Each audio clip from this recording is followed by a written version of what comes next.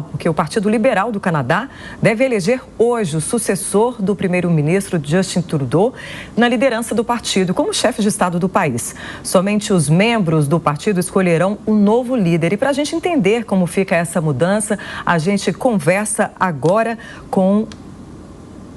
Qual é o nome dele? Nós não temos aqui, ele é o Roberto Welber, que é professor de Relações Internacionais. Desculpa, a informação aqui não estava para mim sobre o seu nome. Seja bem-vindo aqui ao Fast News. Boa tarde. Boa tarde, Patrícia. Boa tarde a todos que estão assistindo aqui a Jovem Pan News, Fast News. De fato, hoje o Canadá ele passa por uma transição política importante, na qual os eleitores do Partido Liberal vão buscar escolher o sucessor de Justin Trudeau, que teve quase 10 anos no poder e agora está em um momento de crise, tanto doméstica quanto externa. E a gente, como é que essa postura do presidente Donald Trump pode influenciar na escolha do novo representante aí do Canadá? Olha, Patrícia, eu estava até acompanhando aqui, antes de entrar ao vivo aqui na Jovem Pan, estava acompanhando a imprensa canadense, e todos os jornais, tanto mais conservadores como os jornais mais liberais, têm colocado que o grande fator decisivo dessas eleições dentro do Partido Liberal e também as eleições federais, que provavelmente vão acontecer agora no segundo semestre, é o fator Donald Trump, o fator governo norte-americano. Hoje as relações entre Canadá e Estados Unidos são relações que estão numa situação muito delicada, muito complexa, em virtude das políticas tarifárias do presidente Trump, das declarações do presidente Trump com relação ao Canadá.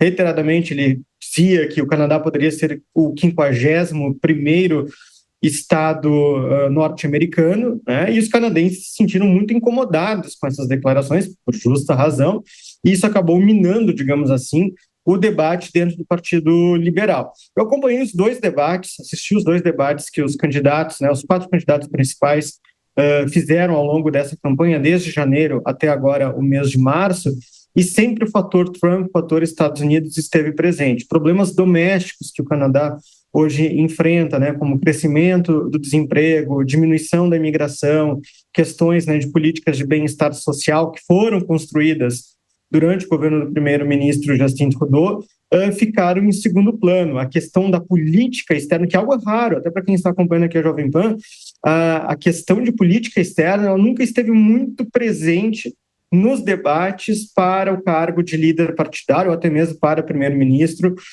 no Canadá. O Canadá sempre foi um ator muito pragmático, muito democrático nas suas relações internacionais, nunca entrou em questões polêmicas, em conflitos, e agora foi o tema central. Inclusive, a gente está vendo aí as imagens desse último debate. Nós vemos até alguns momentos acalorados entre os 4 candidatos, Mark Carney, Christian Freeland, Karina Gould e o Frank Dalis, que é um empresário, não é político, sobre como seria conduzida a política externa canadense e quem teria maior capacidade para fazer frente a essas ações de Donald Trump. Então, é uma eleição agora que vai definir o candidato, futuro primeiro-ministro, que tem a maior capacidade de contestar essas declarações de Trump. Professor Roberto Welber, eu convido agora o Sérgio Zagarino para participar dessa análise aqui conosco. Ele tem uma pergunta para você. Pode fazer, Fernando. Olá, professor. Primeiro, eu queria agradecer a presença. E eu vejo um cenário muito complicado, independentemente de quem vence as eleições no Partido Liberal, levando em consideração a crise econômica vivida pelo Canadá e as tarifas que estão sendo cobradas, impostas ali pelo governo norte-americano. E por mais que se consolide um nome para disputar as eleições que devem ocorrer até outubro, é muito provável que o Partido Conservador vença as eleições. Eu queria saber a sua opinião em relação a isso. Exatamente, Sérgio. Bom dia. Acompanhando o que a imprensa canadense tem colocado e conversando, inclusive, com alguns colegas da Universidade de Victoria, na Colômbia Britânica, no oeste canadense, há uma percepção, sim, de que essa eleição é quase como se fosse para um mandato tampão, digamos assim, até as eleições federais que vão acontecer no segundo semestre. As últimas pesquisas de intenção de voto no Canadá, nas últimas semanas, apontaram um leve crescimento dos liberais, e aí o que confirma a diminuição da popularidade do, e agora ex-primeiro-ministro Justin Trudeau, né, mas ainda não conseguia passar o número das intenções de voto dos conservadores. Olhando para o cenário atual, das políticas tarifárias, os indicadores econômicos do Canadá, né, que são indicadores, né, complicados para a liderança liberal, muito provavelmente os conservadores vão ganhar a maioria dos assentos do parlamento canadense nas próximas eleições. A não ser que, Sérgio, Patrícia, ou a nova primeira-ministra liberal consiga reverter esse cenário. Mas assim como na política brasileira, na política canadense ou de qualquer grande democracia, é muito difícil você reverter cenários, né, como desemprego, mão de obra, as questões de inflação, um rebate, né, contra a política tarifária do presidente Trump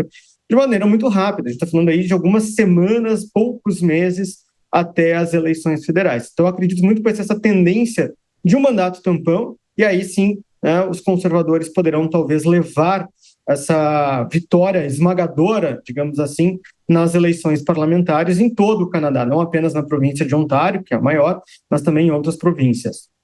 Diante de todos esses desafios e a gente levando em conta essa ameaça da soberania canadense, né, imposta pelos Estados Unidos aí com as últimas declarações do presidente Donald Trump, a gente pode acreditar que vai haver uma maior união partidária para facilitar essa administração como um todo diante dessas ameaças?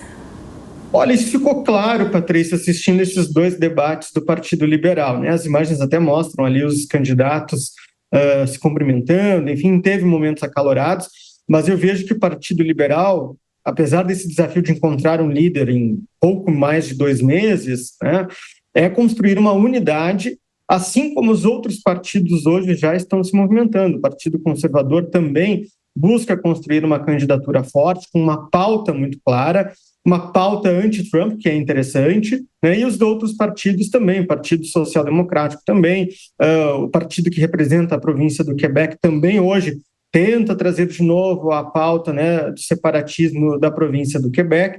Então eu vejo que os partidos, eu acho que pela primeira vez em muitas décadas, vão apresentar programas muito objetivos e que busquem trazer de volta a unidade canadense, né? Hoje o Canadá ele entra num outro momento, ele começa a pensar um novo projeto de país face a essas questões externas, mas também aos problemas domésticos. Aquele Canadá do bem-estar social, da política de atração de imigrantes, do crescimento econômico, de energias renováveis, ele entra hoje em uma outra etapa, em uma outra esfera, digamos assim, e que certamente, né, vai mexer a composição política de todo o país. Mas, de fato, eu acho que a unidade é a palavra-chave para todos os partidos. Liberal, conservador, Bloco do Quebec e também os outros partidos menores. Vamos acompanhar essas eleições aqui bem de pertinho na Jovem Pan News, né? Acompanhar tudo o que acontece no Canadá. Eu agradeço a sua participação, professor de Relações Internacionais, Roberto Ebel. Muito obrigada pelos seus esclarecimentos e tenha um bom domingo. Muito obrigado, um excelente domingo a todos.